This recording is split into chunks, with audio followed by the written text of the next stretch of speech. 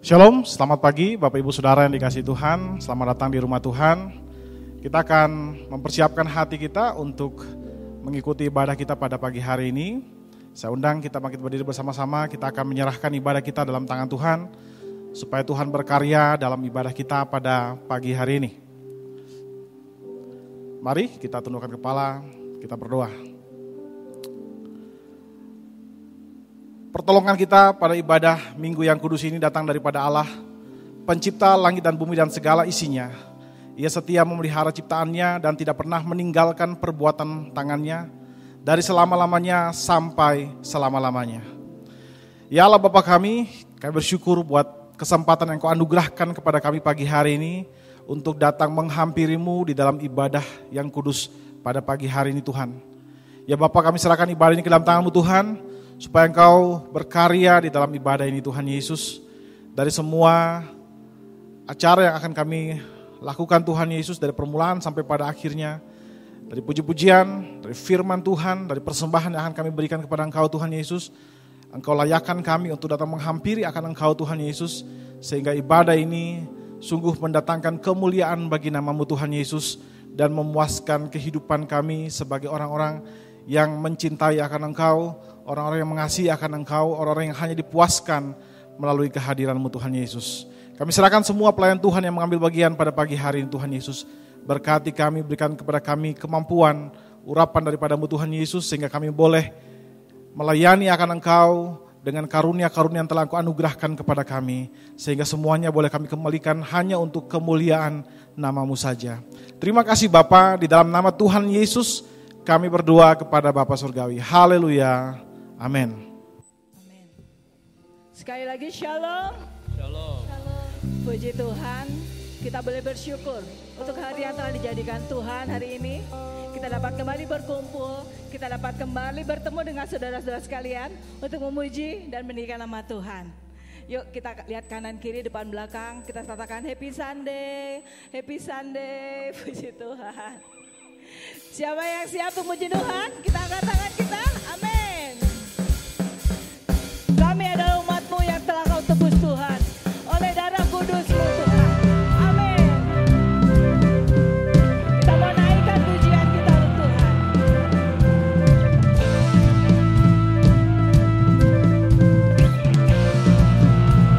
Sama-sama katakan, Kami yang telah ditebus dengan darah yang kudus, mengangkat pujian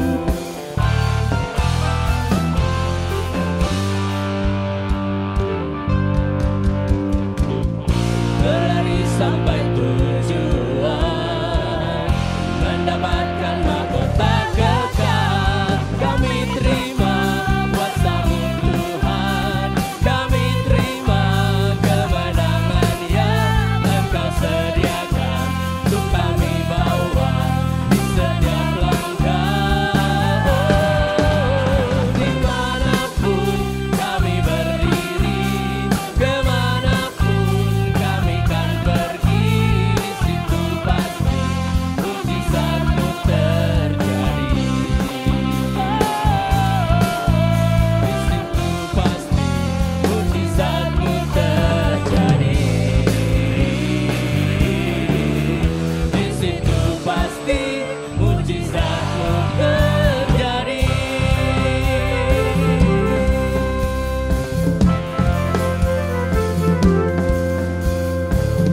Kami terima kuasa-Mu Tuhan, kami terima kuasa-Mu. Beri kemuliaan buat Tuhan. Amin, amin.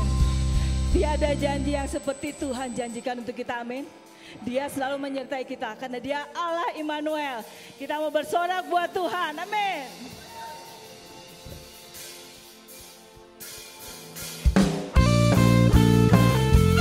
Kau sumber kekuatan kami, Tuhan. Terima kasih. Sama-sama katakan. Yesus, Kau kekuatan di hidupku, Takkan gentar langkahku. takkan gentar langkahku. Kau angkat tanganku di saat ku jatuh, Kaulah sumber kuatku. Dengan iman katakan. Lembah yang kelam kan ku lewati, Terima kasih Tuhan karena Engkau besertaku. sebab Engkau sertaku. Dengan imanku ku diselamatkan oleh kuasa Yesusku. Sama-sama tepuk tangan yuk. Angkat tanganku, ku sorakan haleluya.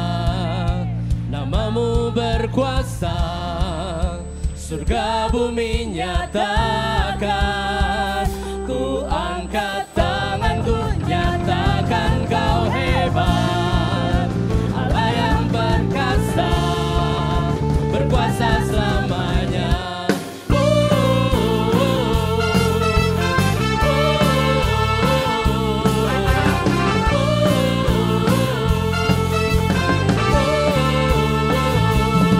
Katakan. Yesus, Kau kekuatan di hidupku, takkan gentar langkahku. Kau angkat kami. Angkat tanganku di saat ku jatuh, Kau sumber kekuatanku Tuhan. Kaulah sumber kuatku. Lembah yang kelam kan ku lewati, sebab Engkau sertaku. Dengan iman ku diselamatkan oleh kuasa Yesusku. Angkat tanganku, ku sorakan haleluya. Namamu berkuasa, surga bumi nyatakan. Ku angkat tanganku, nyatakan Kau hebat, Allah yang perkasa, berkuasa selamanya.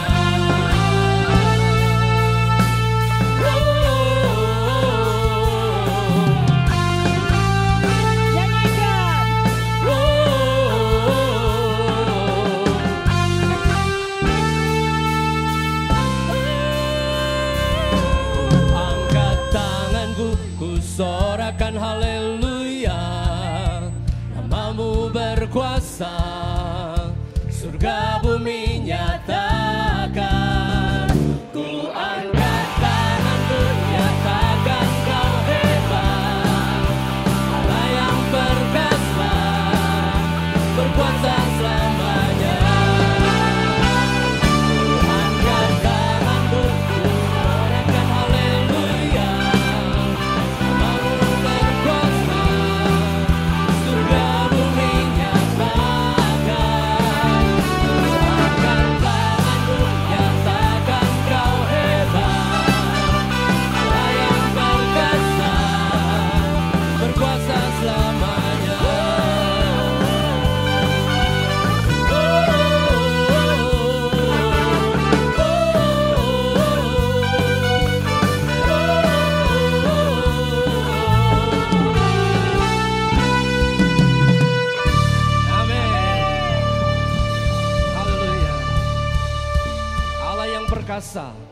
Allah yang besar, Allah yang luar biasa.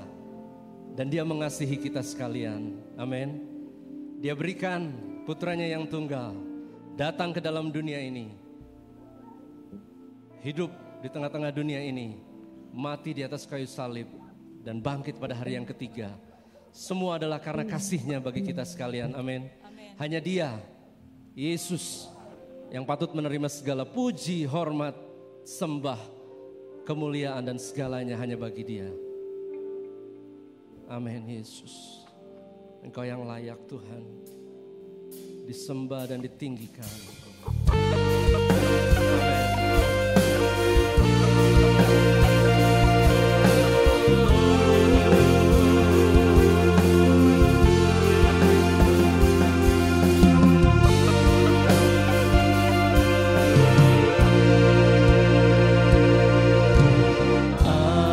Alam semesta melukiskan kebesaran Tuhan, bumi dan surga menyanyikan kemuliaan nama-Mu. Hosana,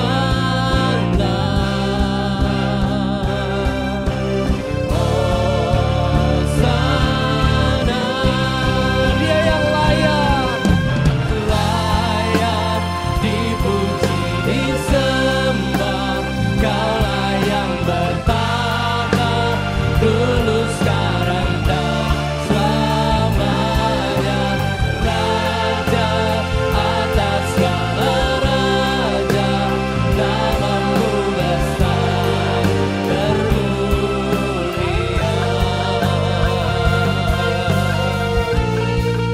Amin Tuhan. Nyatakan alam semesta. Alam semesta melukiskan kebesaran Tuhan, bumi dan surga menyanyikan kemuliaan nama-Mu. Hosana, Hosana, Hosana, Dia yang layak dipuji, disembah. Kaulah yang bertata dulu, sekarang dan selamanya. Raja atas segala raja, nama-Mu besar termulia. Amin. Di dalam nama Yesus ada kekuatan. Di dalam nama Yesus ada pengharapan yang kekal. Haleluya Tuhan. Hanya Engkau Yesus yang patut dan layak kami tinggikan. Amin Tuhan. Mari semua kita akan serukan sama-sama Hosana.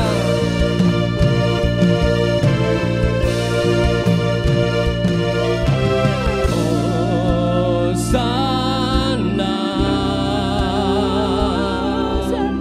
Hosana,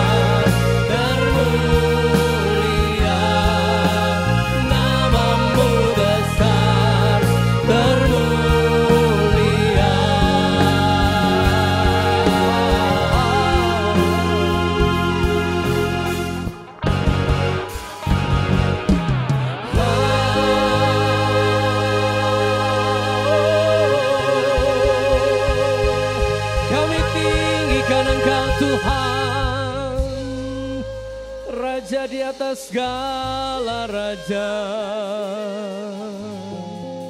Kau yang besar Tuhan, mengatasi segalanya. Oh, haleluya. Tiada yang sepertimu Tuhan.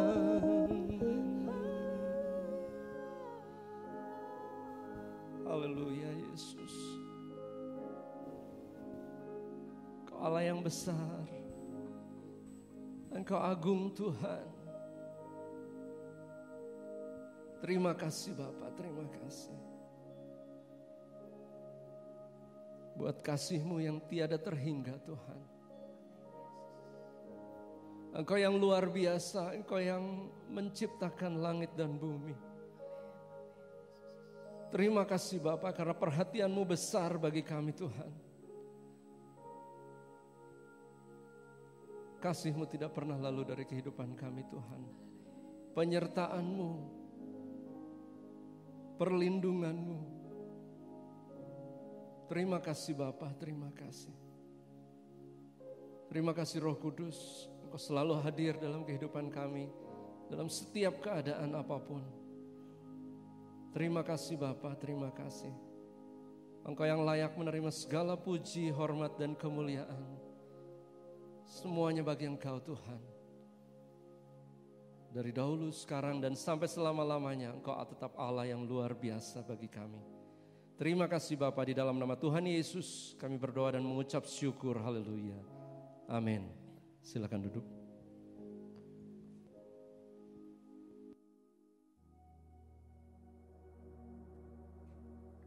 Shalom saudara. Doa rantai akan diadakan pada tanggal 18 Mei pukul 12 siang sampai 28 Mei pukul 12. Pendaftaran dapat dilakukan dengan mengisi formulir pendaftaran yang disediakan di gereja atau secara online melalui link yang akan dikirim ke grup WhatsApp ibadah dan komisi. Pendaftaran akan ditutup pada tanggal 7 Mei 2023. Mari terlibat dan bersatu hati dalam doa rantai 10 hari supaya kuasa Roh Kudus dicurahkan atas setiap kita lebih lagi. Tuhan Yesus memberkati.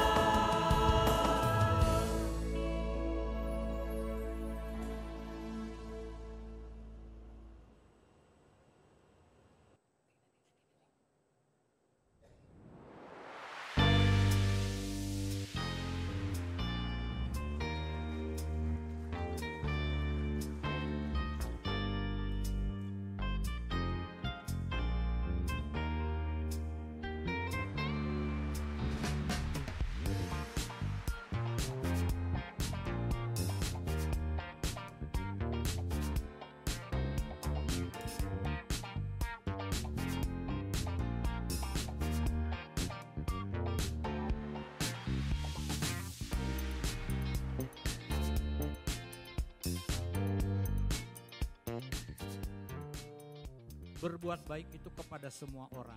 Jadi kasihlah sesamamu manusia. Di sini dengan catatan tetapi terutama kepada kawan-kawan seiman atau kepada sesama saudara-saudara seiman. Itu merupakan hal yang kecil. Ketaatan adalah merupakan sebuah hal yang kecil.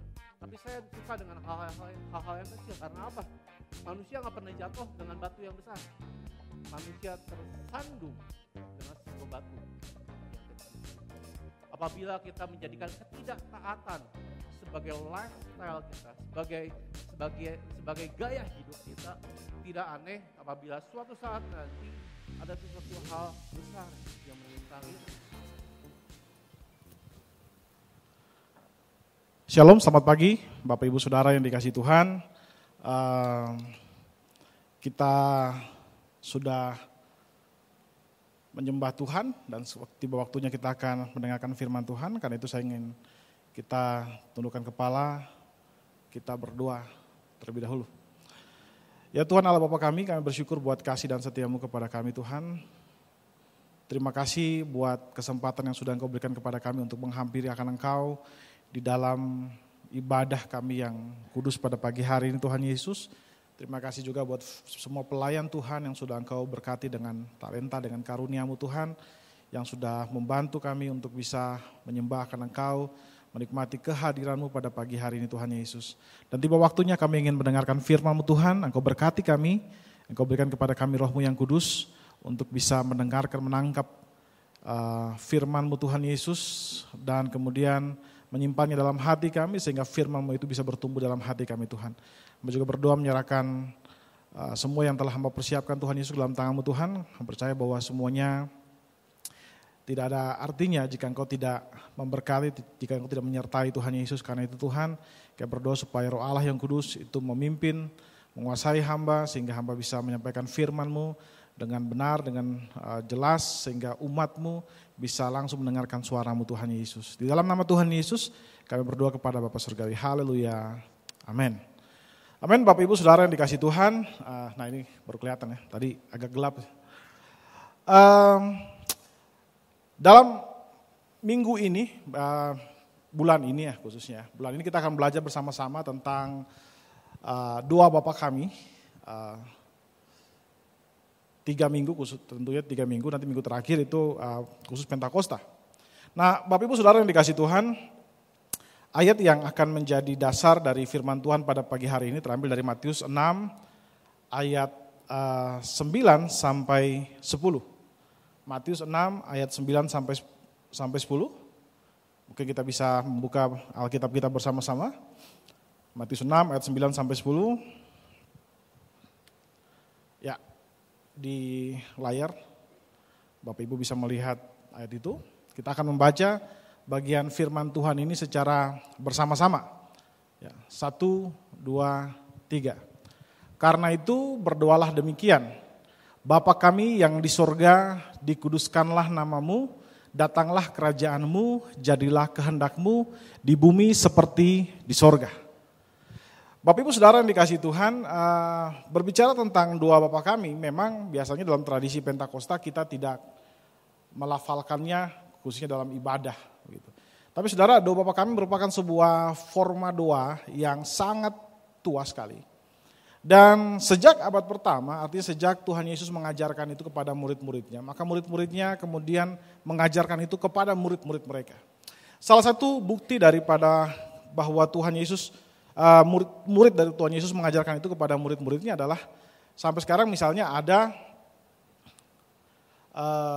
liturgi, ya, liturgi yang disebut dengan liturgi Yakobus. Liturgi Yakobus dibuat abad pertama, ya. Dan di dalam liturgi itu ada susunan, di dalam susunannya ada satu bagian disebut dengan doa Bapa kami. Jadi jemaat abad pertama sudah melafalkan itu. Bahkan kalau kita lihat di abad kedua, ada satu buku atau boleh dikatakan semacam panduan iman yang disebut dengan Didake. Didake adalah digolongkan sebagai tulisan-tulisan yang dia menyaring intisari dari ajaran Rasul di abad pertama, dan kemudian mereka menuangkan di situ. Nah di dalam Didake ditulis bahwa hendaklah orang percaya atau orang Kristen itu berdoa Doa Bapa kami 3 kali sehari. Ya. Tentu kita di sini mungkin kita tidak mempraktekkan itu. Nah, tapi prinsip yang ingin saya sampaikan bahwa doa ini adalah doa yang klasik. Ini bukan doa Katolik. Ini doa yang sebelum ya perpecahan gereja, ya gereja Katolik, semua gereja masih menjadi satu. Bahkan gereja masih di bawah penganiayaan Roma. Pada saat itu gereja sudah mempraktekkan itu. Bahkan liturgi abad pertama, ya, liturgi Yakobus itu gereja sudah mempraktekkan itu. Nah, memang di dalam gereja Pentakosta kita pada umumnya kita tidak mempraktekkan secara langsung, ya. Tapi saya percaya dalam doa-doa pribadi kita mempraktekkan itu. Saya dan istri dan anak setiap kali mesbah keluarga, ya, kami selalu mengakhiri ibadah kami, doa syafaat kami dengan doa Bapa kami. Ya. Dan meskipun kita ya dalam tradisi Pentakosta kita sekali lagi lebih condong untuk beribadah secara spontan, ya, karena memang Pentakosta lahir sebagai kritik terhadap ibadah yang pada saat itu sangat kaku, yang sangat mementingkan liturgi sampai tidak ada jiwanya.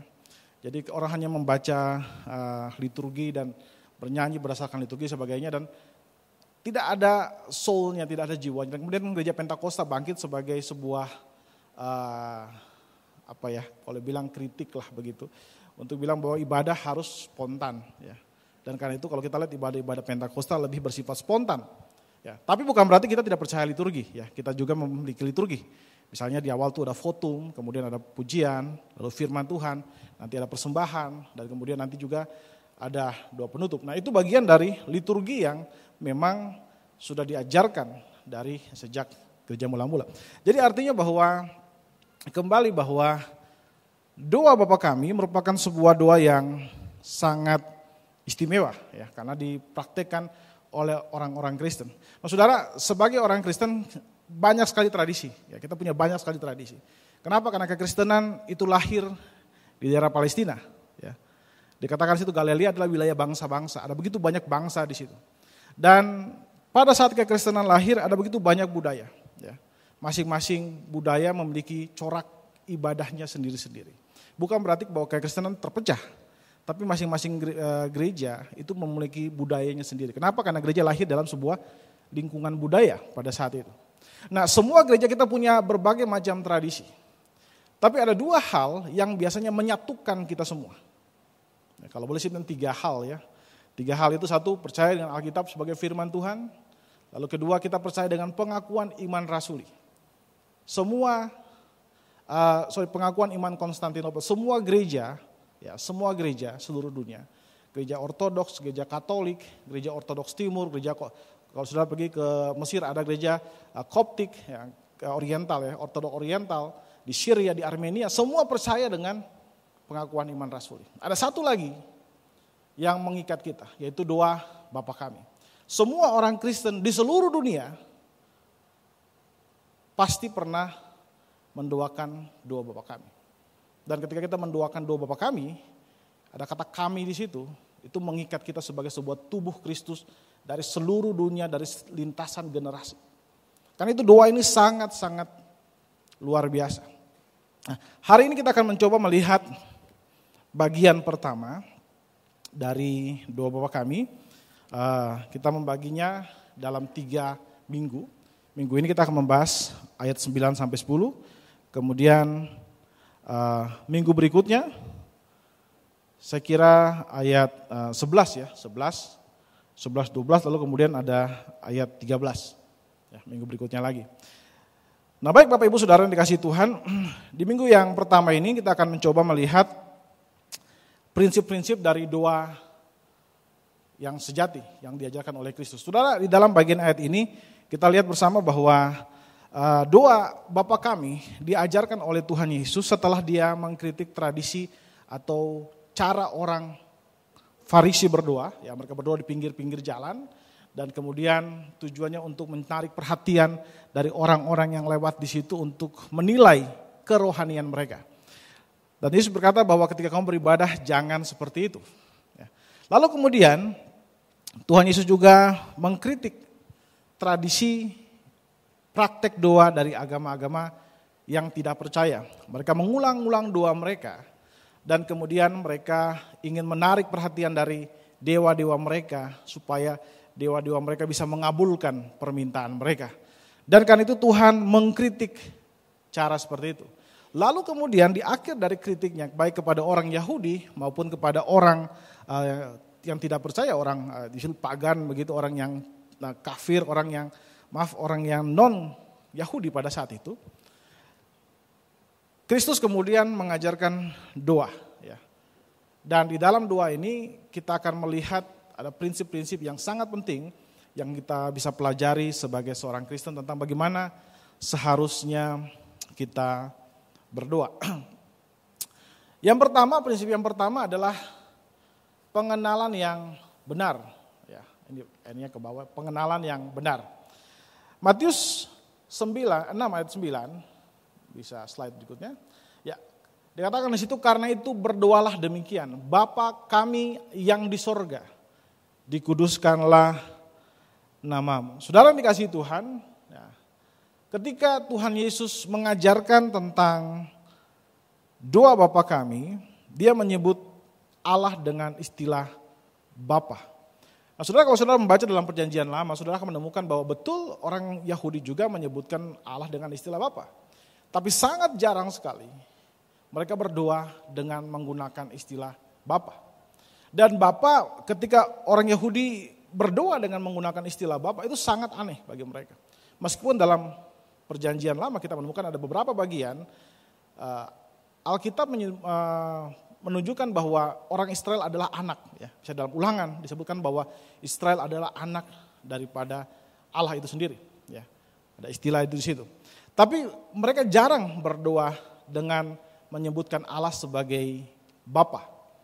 Nah, saudara yang dikasihi Tuhan, ketika Yesus bicara tentang Allah sebagai Bapa, bagi orang Yahudi ini merupakan sebuah hal yang sangat luar biasa, ya, sangat mind blowing, ya, sangat sesuatu yang di luar kebiasaan mereka. Bahkan kalau saudara nanti lihat misalnya di dalam Yohanes 15 ayat 18, orang Yahudi kemudian merespon Tuhan Yesus ketika Yesus menyebutkan Allah dengan Bapa.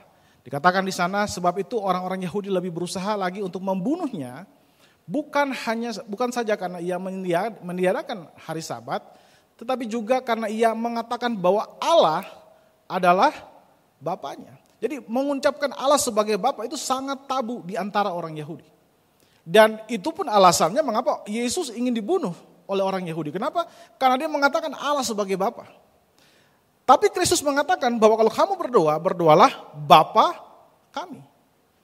Artinya apa yang Yesus katakan ini ingin diajarkan kepada umat Tuhan, orang yang percaya kepada dia, bahwa Kristus, bahwa Bapa Allah adalah Bapa mereka, ya, Bapa kita.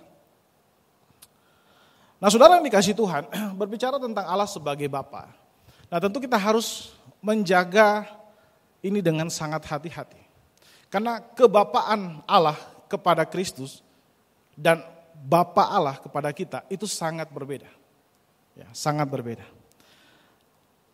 Yesus disebut anak Allah karena dia keluar dari Bapa. Dia firman Allah, dia keluar dari Bapa.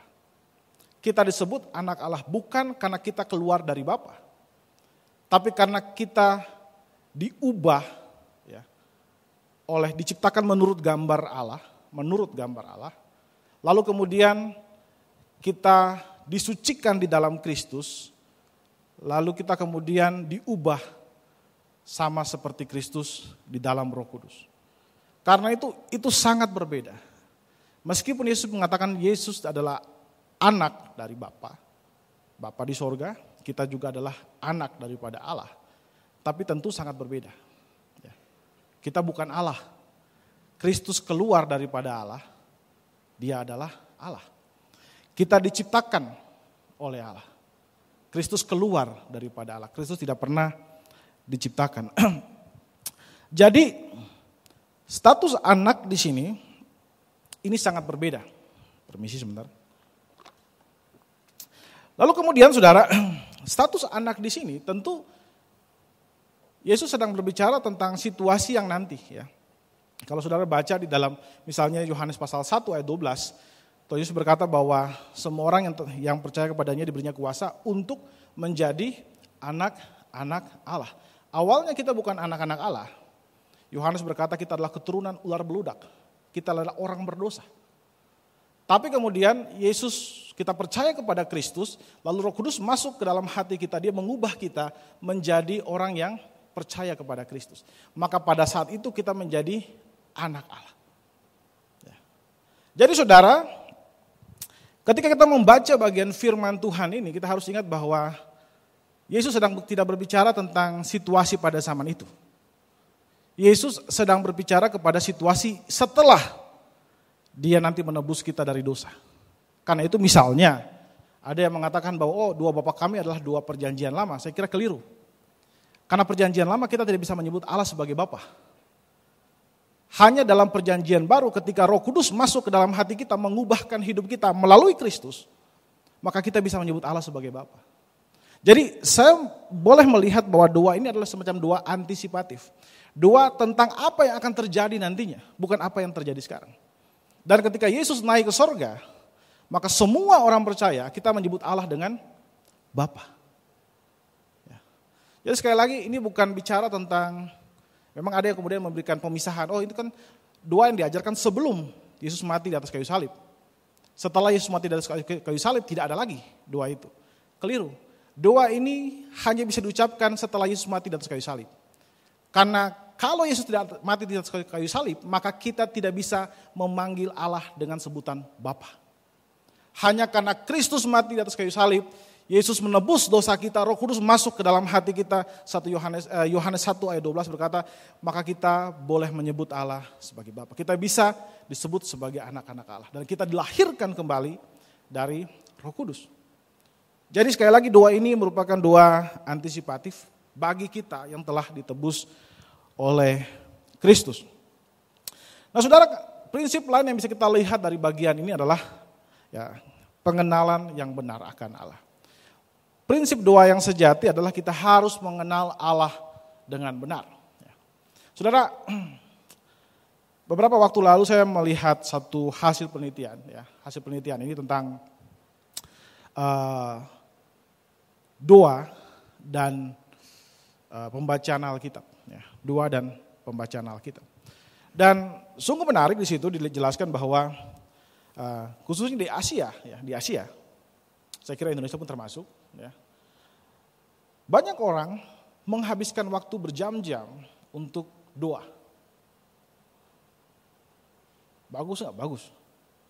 Tapi yang ironis di situ dikatakan bahwa mereka sangat jarang untuk tekun mendalami Alkitab. Sedangkan yang di daerah barat itu cenderung mereka lebih banyak membaca Alkitab, tapi kehidupan doa mereka agak kurang dibandingkan orang-orang Asia. Nah saudara, ini merupakan fenomena yang cukup luar biasa menurut saya, luar biasa. Karena kita nggak bisa bertumbuh secara rohani hanya dengan berdoa saja dan tidak baca Alkitab, atau dengan membaca Alkitab saja dan tidak berdoa. Dua hal ini harus bersama-sama.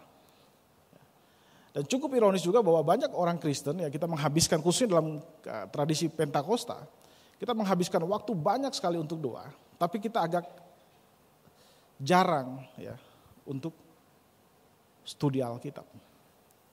Nah saudara, apa yang akan terjadi jika kita berdoa banyak, tapi kita enggak baca Alkitab? Saudara, Allah tidak pernah menyatakan dirinya melalui batin kita secara langsung. Allah menyatakan dirinya hanya melalui firman Tuhan. Kalau kita mau berdoa, kita harus berdoa kepada Allah yang menyatakan diri dalam firman Tuhan. Kalau kita tidak membaca firman Tuhan, kita tidak memperdalam firman Tuhan, maka Allah yang kita doakan, Allah yang kepadanya kita doakan, tidak lebih dari Allah imajiner yang kita ciptakan dengan akal kita. Karena itu bukan Allah yang diajarkan dalam Alkitab. Karena itu untuk memahami Allah itu, kita harus tekun membaca Alkitab. Kita harus menggali bagaimana Allah itu menyatakan dirinya, siapa Allah itu. Dan tidak heran, banyak orang kemudian menemukan Allah dalam bentuk yang aneh-aneh. Mereka melihat penglihatan dan sebagainya. Tidak ada yang salah dengan itu selama itu ditimbang berdasarkan firman Tuhan. Kita harus melihatnya kembali. Karena kalau misalnya kita hanya berdoa saja dan kita mengenal Allah melalui penglihatan-penglihatan, maka tidak mungkin Allah menyatakan dirinya melalui firman Tuhan. Kenapa Allah menyatakan dirinya melalui firman Tuhan? Supaya itu menjadi panduan bagi kita untuk mengenal Allah. Kita tidak bisa mengenal Allah kita tanpa firman. Ingat Bapak Ibu, kehidupan kita di sini ya merupakan kehidupan yang sementara. Ya, kita berjualan, ya, kita ngurus anak, kita ngurus keluarga kita, kehidupan yang sementara. Pada akhirnya nanti kita akan bertemu dengan Allah di dalam kekekalan. Kita akan hidup bersama-sama dengan Dia. Karena itu gunakan semua sumber daya yang kita miliki untuk mengenal Allah selama kita ada di bumi. Amin Bapak Ibu. Gunakan semua kemampuan kita. Ya. Di sisi lain ya, selain ada juga di sisi ekstrim lain, ada pendoa yang jarang baca Alkitab, jarang memperdalam Alkitab. Di sisi lain juga ada orang yang suka belajar Alkitab, tapi jarang berdoa. Saudara, ketika kita membaca Alkitab, kita memperdalam Alkitab, saya kira banyak orang yang juga salah paham tentang ini. Ada orang bilang bahwa kalau kamu baca Alkitab terlalu banyak, kamu akan jadi seperti ahli Farisi dan ahli Taurat. Saudara, Yesus tidak pernah mengkritik ahli Farisi ya, dan ahli Taurat, orang Farisi dan ahli Taurat, karena mereka membaca Alkitab. Kristus mengkritik mereka karena mereka tahu firman Tuhan, tapi mereka tidak melakukan. Jadi kalau kita membaca Alkitab, Yesus tidak kritik. Bahkan Yesus bilang, oke, bagus. Ya, kita bertumbuh hanya dalam firman. Tapi kalau kita tidak melakukan firman yang Yesus ajarkan, maka pada saat itulah kita menjadi sama dengan ahli Taurat dan orang Farisi. Jadi sekali lagi, kedua hal itu merupakan hal yang seimbang. Ya, bersyukur kita sekarang di Saron ya, khususnya di leader Saron, kita lagi gencar untuk kemudian membangkitkan lagi tradisi saat teduh. Ya. Kita mulai Pak Triono dengan teman-teman mulai lagi menggencarkan itu. Dan saya kira kita rencana nanti mulai bulan Agustus Pak ya, kurang lebih bulan Agustus kita juga kembali sama-sama ya. Tradisi saat teduh, bukan hanya kita belajar firman, tapi kita juga mulai mendalami firman, mengkontemplasikan, merenungkan firman lebih dalam lagi. Sehingga betul-betul firman ini ya, dengan pemahaman firman dan kehidupan doa yang baik, itu akan menumbuhkan iman kita di dalam Tuhan. Kita semakin mengenal Allah kita dengan baik, dan karena itu kita semakin berdoa dengan tepat kepada Allah kita. Jadi prinsip yang pertama yang perlu kita tahu adalah mengenal Allah. Sekali lagi saudara, tanpa kehidupan doa yang baik, pengenalan kita akan Allah melalui studi-studi Alkitab, ya, melalui mungkin ada juga studi teologi dan sebagainya, itu hanya akan membuat kita sama seperti orang Farisi, kehidupan kering. Saya kenal teman-teman ya, yang kehidupan akademisnya sangat baik ya. Mereka studi, ada studi ke luar negeri, tapi kehidupan rohani mereka menjadi kering. Ya, sangat kering. Kenapa ya? Karena kehidupan intelektual mereka ya, pemahaman mereka itu tidak mempengaruhi kehidupan doa mereka. Semestinya ketika kita mulai masuk memahami Allah, maka itu juga mempengaruhi cara kita berdoa kepada Allah. Kita menghadapi Allah yang besar, Allah yang kudus dengan segala kemuliaan Dia, batin kita pun tentu memiliki sikap yang berbeda. Jadi ini sangat penting, saudara. Nah, sebaliknya lagi ketika kita berdoa saja tanpa memiliki pemahaman yang benar akan Allah di dalam Alkitab, maaf kata, itu sangat mudah kita jatuh ke dalam penyembahan berhala. Saudara tahu kenapa Tuhan menghukum orang Yahudi ketika mereka membuat patung lembu emas? Apa itu patung lembu emas? Patung lembu emas adalah imajiner mereka, Allah imajiner mereka. Allah yang mereka ciptakan dalam imajinasi mereka, lalu mereka sembah Allah imajinasi yang mereka ciptakan itu. Dan Tuhan menghukum mereka karena itu.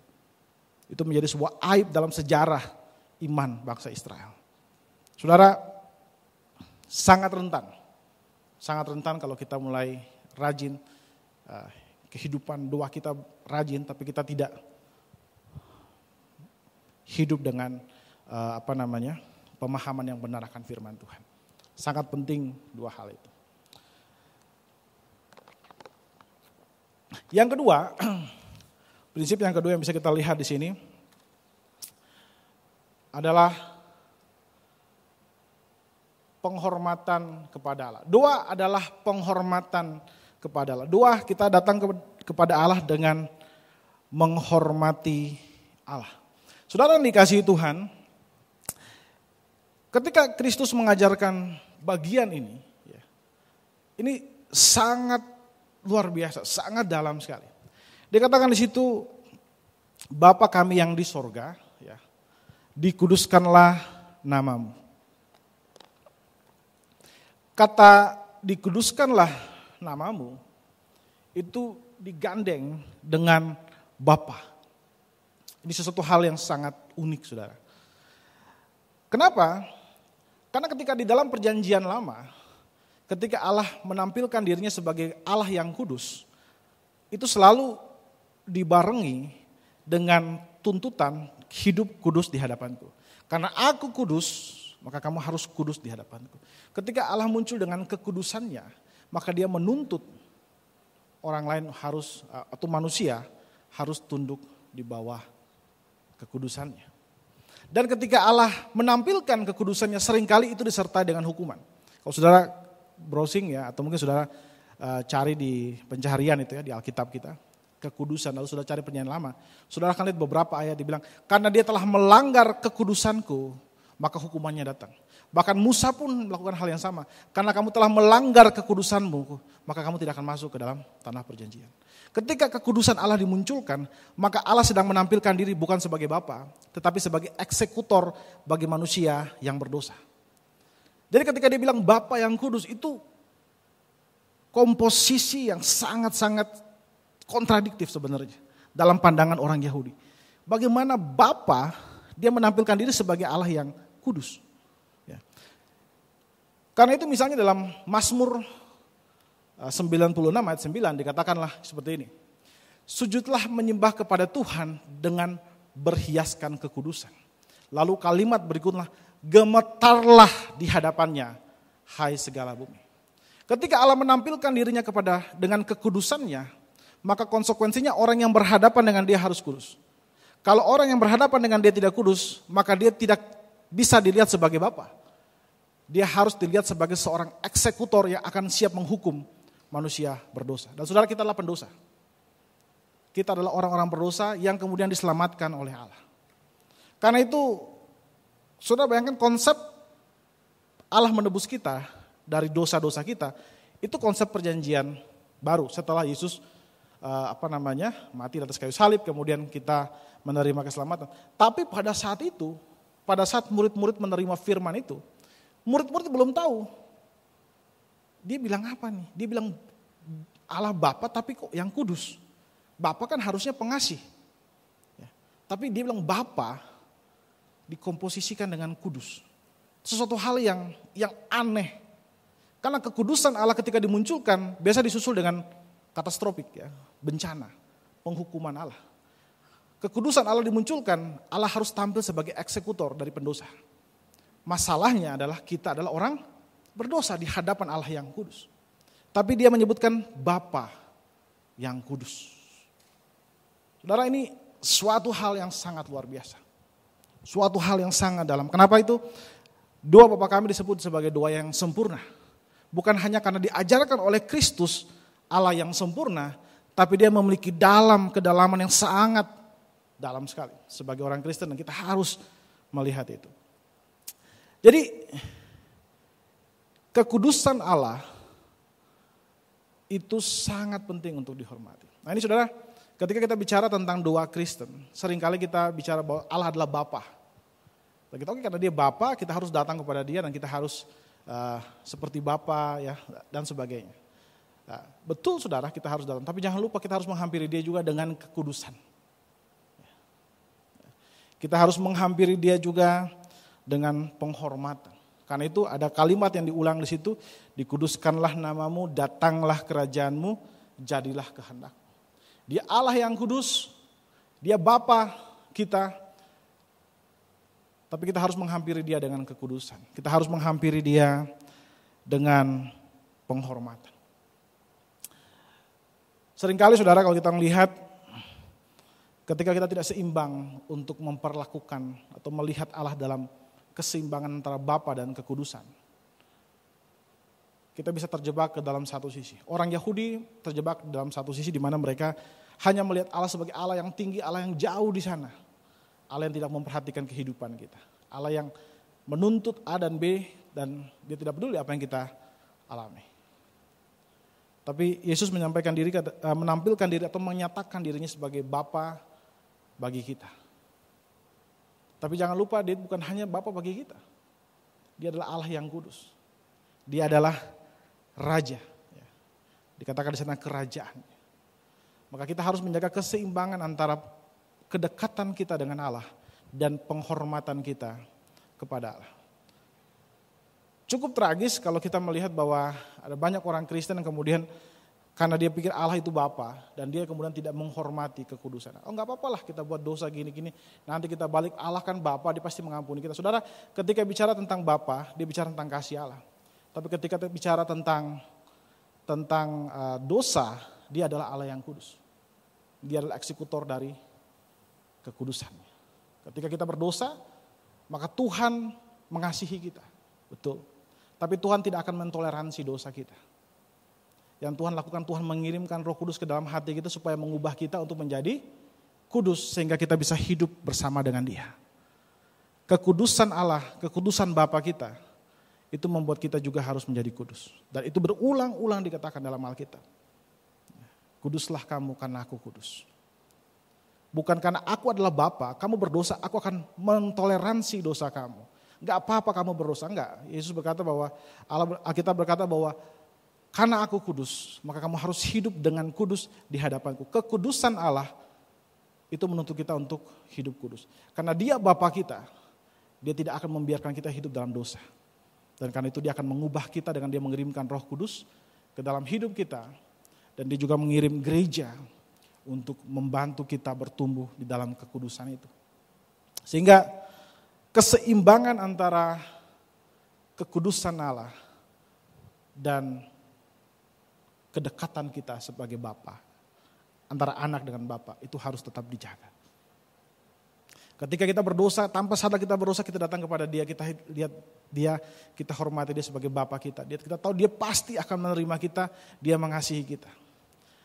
Tapi jangan lupa ketika kita hidup dalam dosa, dan kita menikmati dosa itu, bertahun-tahun kita menikmati dosa itu, maka jangan salah, Allah bisa saja tampil sebagai eksekutor dari manusia pendosa. Jadi ketegangan itu harus kita hormati. Satu sisi Allah itu Bapa, kita bisa menghampiri Dia dengan apa keadaan kita padanya. Tapi jangan lupa Dia adalah Allah yang kudus. Kita harus menghampiri Dia dengan hormat. Beberapa waktu lalu saya melihat satu, saya kira di YouTube ya, ada seorang, saya tahu artis atau apa gitu. Kemudian dia dapat hadiah atau dapat penghargaan gitu. Lalu dia, oh ya, thank you Abang Gondrong, thank you Abang Gondrong gitu. What?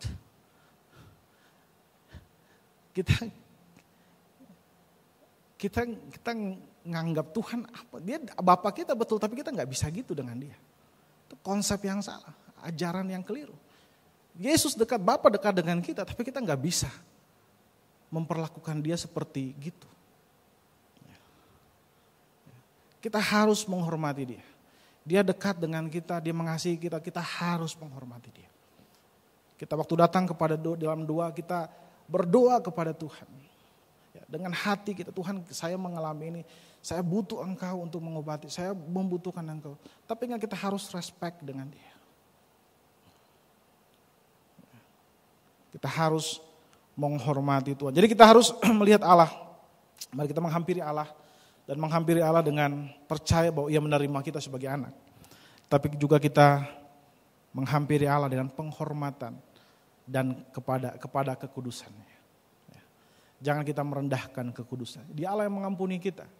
Tapi Dia bukan Allah yang bisa dipermainkan oleh kita. Amin, saudara.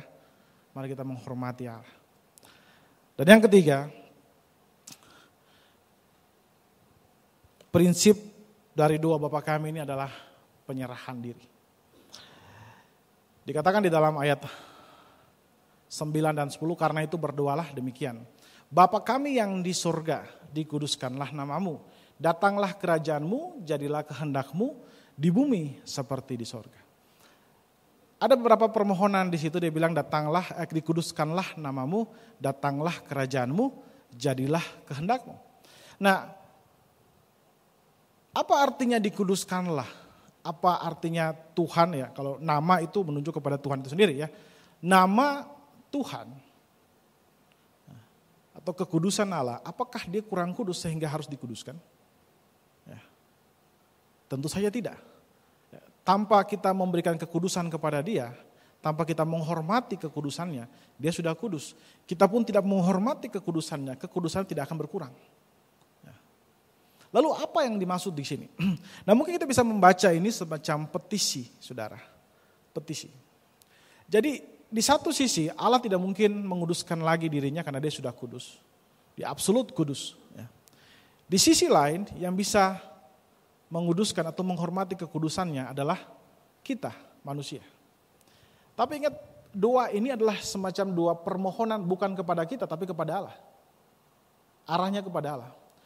Jadi mungkin kita bisa melihat bagian ini seperti petisi. Ya. Atau petisi ya, petisi itu kalau misalnya saya tinggal di pinggir sungai, lalu kemudian ada pabrik di situ, pabrik itu buang limbah di situ, sehingga seluruh ya, sungai itu menjadi kotor dan tidak bisa dipakai buat minum, tidak bisa dipakai buat beraktivitas yang lain. Kemudian warga di situ kemudian membuat petisi. Petisi itu mereka mengajukan kepada otoritas yang paling tinggi, itu pemerintah, untuk kemudian menindaklanjuti pabrik itu. Nah, ketika kita membaca, kita mendoakan dikuduskanlah namamu, datanglah kerajaanmu, jadilah kehendakmu, maka kita harus melihatnya semacam petisi seperti itu. Jadi kita berdoa kepada Tuhan, Tuhan dikuduskanlah namamu, artinya Tuhan mampukanlah aku untuk menguduskan namamu. Tuhan mampukan aku untuk hidup sesuai dengan kehendakmu, ya, supaya kerajaanmu bisa tersebar, ya, bisa tegak di seluruh dunia. Biar kehendakmu yang di surga jadi seperti yang di bumi. Jadi kita bisa melihatnya seperti petisi seperti itu, saudara. Jadi kenapa kita harus melihatnya seperti itu? Karena memang, saudara, kita tidak bisa menguduskan Allah. Kita tidak bisa betul-betul menjadi orang yang betul-betul secara natur kita itu datang kepada Tuhan, lalu kemudian kita mulai mengasihi itu, nggak bisa, saudara. Kita orang berdosa, ya, sudah terkontaminasi dosa sejak Adam, ya, saya kira sudah dijelaskan oleh Ibu Evelyn dalam bulan lalu. Dan semua kita punya kecenderungan untuk berdosa. Semua kita punya kecenderungan untuk menolak Allah, tidak menguduskan Allah, memberontak terhadap kehendak Allah. Itulah kita. Tapi ketika kita percaya kepada Kristus, Roh Kudus masuk dalam hati kita, dia mengubah kita. Karena itu di dalam, misalnya dalam Filipi pasal 2, dikatakan di sana, karena Allah lah yang mengerjakan di dalam kamu. Jadi kalau kita saat ini kita bisa datang ke Tuhan lalu menghormati kekudusannya, itu bukan karena kita lebih baik daripada orang lain. Tapi karena Roh Kudus bekerja dalam hati kita sehingga kita bisa menguduskan atau menghormati kekudusan Allah, melakukan kehendak Allah. Jadi saudara, ketika kita berdoa, datanglah kerajaanmu, ya, dikuduskanlah namamu, datanglah kerajaanmu, artinya kita bilang, Tuhan mampukan aku untuk menguduskan namamu. Tuhan mampukan aku untuk mendatangkan kerajaanmu, hidup di dalam kerajaan, dalam nilai-nilai kerajaanmu. Tuhan mampukan aku untuk melakukan kehendakmu. Sehingga apa yang engkau inginkan di sorga, itu terjadi di bumi. Jadi menariknya bahwa doa Bapa kami, ini disampaikan kepada Allah, tapi kalau boleh saya pakai katakan, dipenuhi itu oleh kita. Kita meminta kepada Allah untuk memampukan kita menguduskan Dia. Kita meminta kepada Allah untuk memampukan kita melakukan kehendaknya. Dan itulah kehidupan Kristen. Kita menjadi Kristen, kita menjadi percaya kepada Tuhan hanya karena Dia yang bekerja di dalam kita. Amin, saudara yang dikasihi Tuhan. Jadi ada 3 prinsip doa yang kita bisa pelajari pada pagi hari ini. Yang pertama, doa yang benar didasarkan oleh pengenalan yang benar akan Allah. Yang kedua, doa yang benar itu dengan hati yang menghormati Allah, tapi juga tidak mengabaikan kedekatan kita dengan Allah. Dan yang ketiga, doa yang benar disertai dengan penuh penyerahan diri kita kepada Allah. Kita menyerahkan diri kita supaya Tuhan membantu kita bisa menghidupi kekudusannya, untuk menghormati kekudusannya dan hidup di dalam kehendaknya. Amin. Bapak Ibu Saudara yang kasih Tuhan, saya undang kita bangkit berdiri bersama. Saya undang pemain musik untuk bisa membantu saya.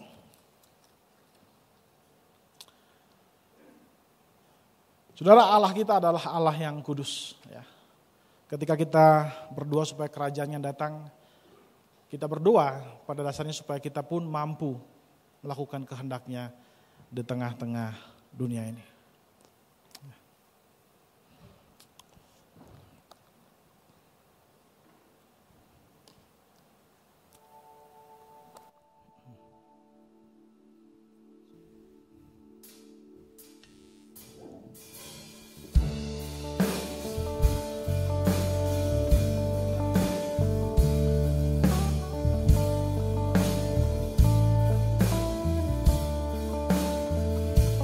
Kerajaanmu datanglah, kehendakmu jadilah, di bumi seperti di surga. Kerajaanmu datanglah, kehendakmu jadilah, di bumi seperti di surga.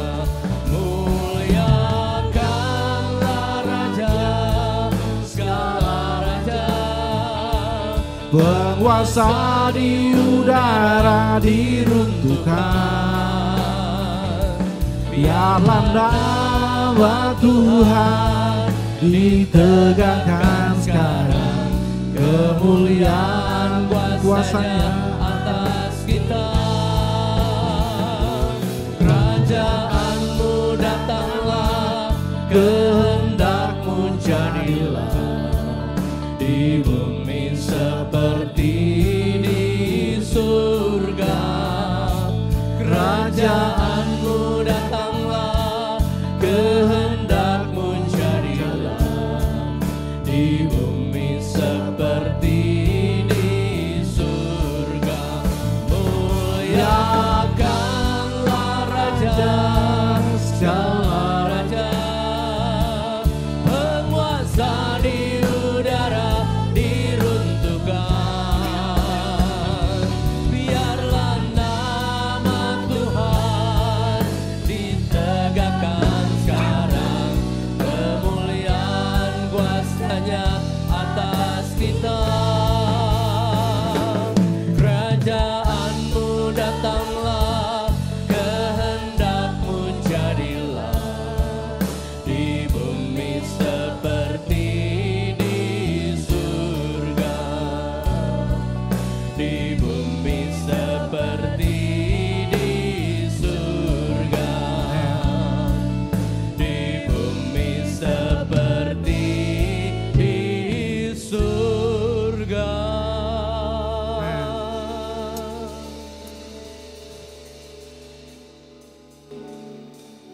Ya Tuhan Allah Bapa kami berterima kasih buat kemuliaan-Mu yang sudah Engkau nyatakan dalam kehidupan kami Tuhan Yesus.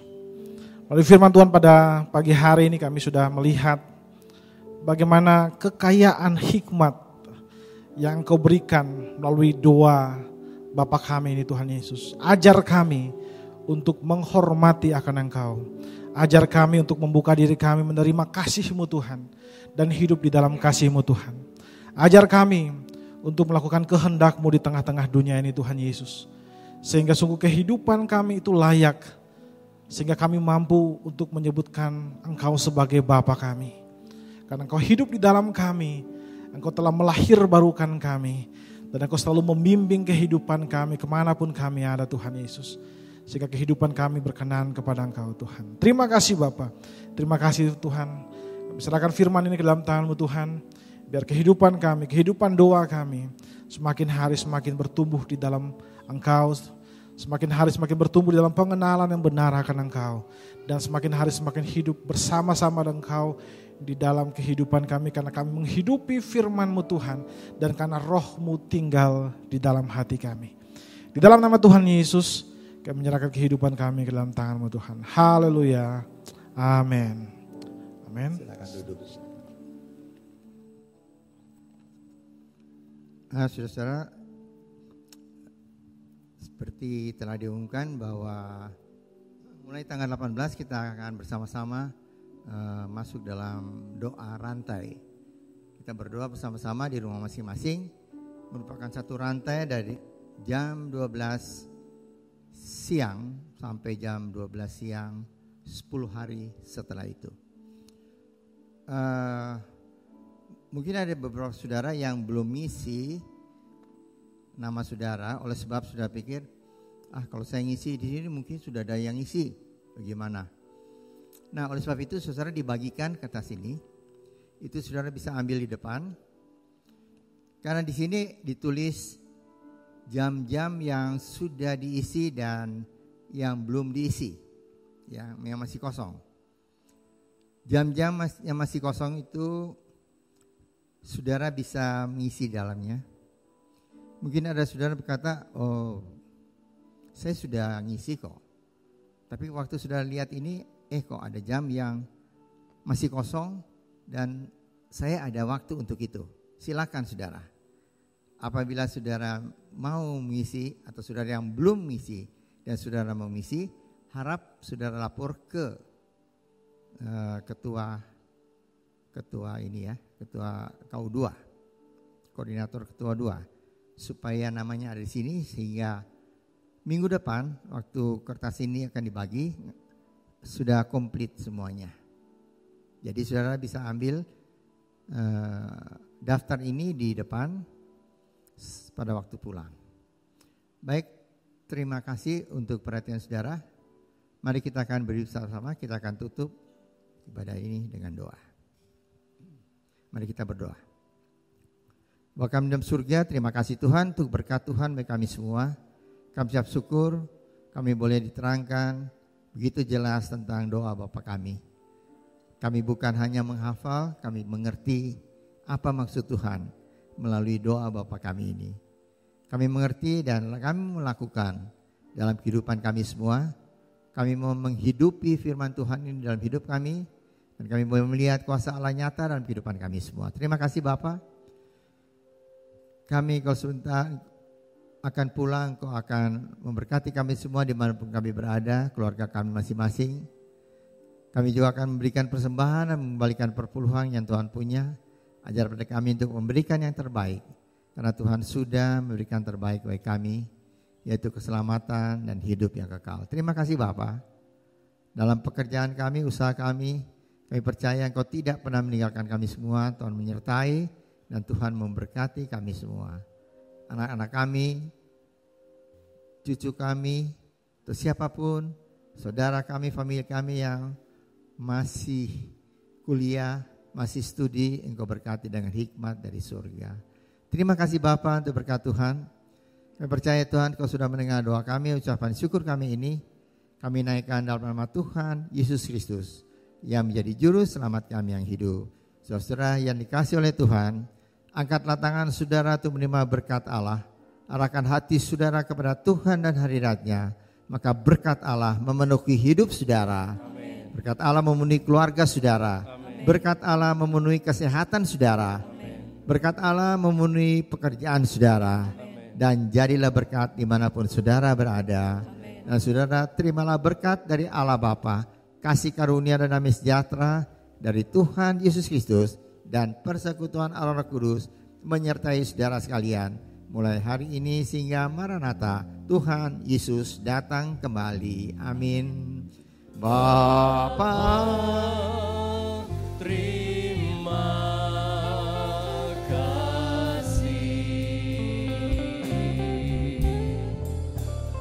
Bapa, terima kasih. Bapa di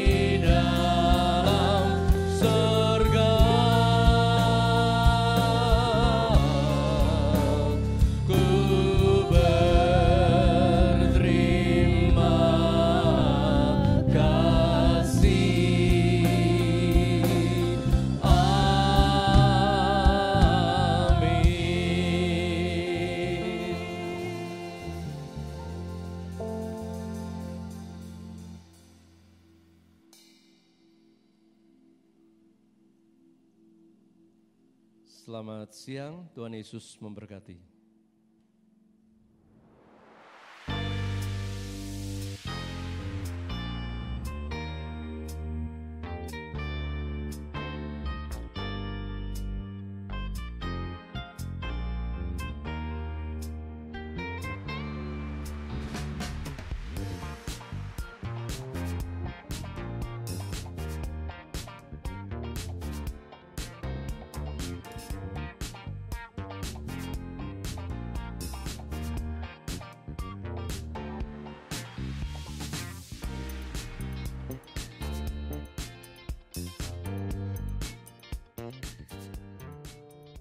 Berbuat baik itu kepada semua orang.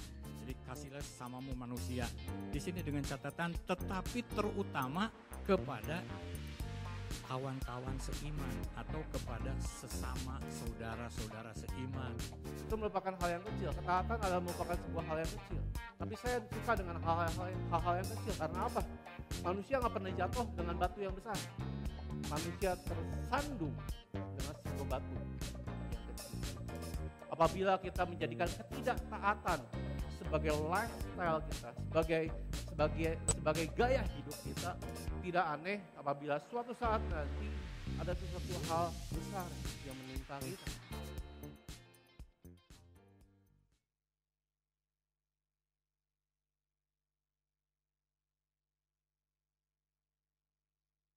Anda telah selesai mengikuti ibadah online Gereja Rehoboth. Jangan lupa untuk like dan subscribe, dan ketuk lonceng untuk notifikasi pemberitahuan info-info berikutnya. Selamat hari Minggu, Tuhan Yesus memberkati.